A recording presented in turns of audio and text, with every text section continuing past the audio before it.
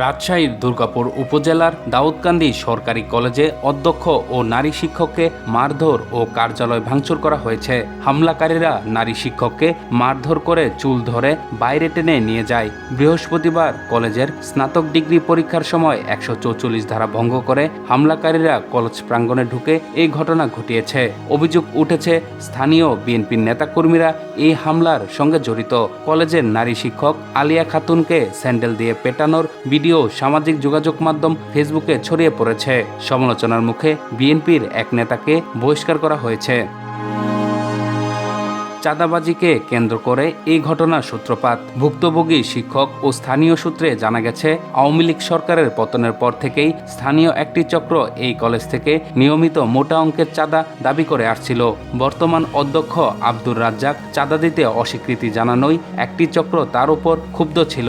ঘটনার দিন দুপুরে সামাদ দারোগা নামে পরিচিত সাবেক পুলিশ পরিদর্শক আব্দুস সামাদের নেতৃত্বে জয়নগর ইউনিয়ন বিএনপির সহসভাপতি আকবর আলী, ইউনিয়ন কৃষক দলের সভাপতি জয়নাল আবেদিন, ওয়ার্ড বিএনপির সাবেক সভাপতি আফাস উদ্দিন ও বিএনপি কর্মী শাহাদ আলী সহ 10-12 জন কলেজে প্রবেশ করেন। তারা মাহফিলের নামে অধ্যক্ষের কাছে বড় অঙ্কের চাঁদা দাবি করেন।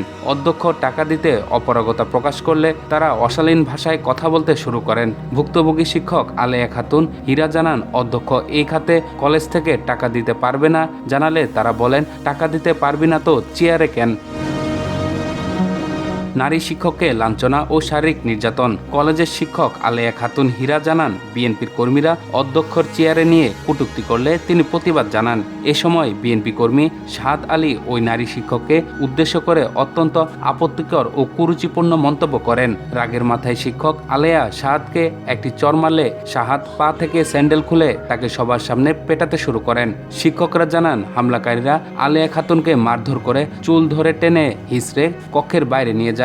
তার মোবাইল কেড়ে নেওয়া হয় এবং প্রচণ্ড মারধরের কারণে তার একটি দাঁত ভেঙে গেছে ও আরও 2টি দাঁত নড়বড়ে হয়ে গেছে। তাকে উদ্ধার করে রাজশাহী মেডিকেল কলেজ হাসপাতালে ভর্তি করা হয়েছিল। এ সময় শার্টের কলার ধরে অধ্যক্ষকেও শারীরিকভাবে হেনস্থা করা হয়। তাকেও প্রাথমিক চিকিৎসা নিতে হয়েছিল।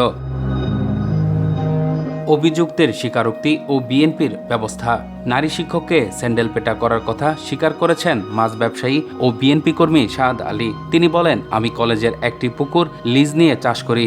টাকা দেওয়ার জন্য কলেজে গিয়েছিলাম। কলেজে গরম দেখে চলে আসতে চেয়েছিলাম। তখন আলেয়া আমার সঙ্গে তর্কে জড়ায় এবং থাপ্পড় দেয়। মেয়ে মানুষের হাতে থাপ্পড় খেয়ে নিজেকে সামলাতে না পেয়ে স্যান্ডেল খুলে আমি কয়েকটা দিয়েছি। তবে শাহাদ আলী পরিকল্পনা করেই কলেজে গিয়েছিলেন বলে দাবি করেছেন শিক্ষক আলেয়া। তিনি বলেন, শাহাদ পুকুরের টাকা দেয় না, প্রভাব দেখালে টাকা আর কেউ চাইবে না, এজন্যই সে এমন ঘটনা ঘটিয়েছে।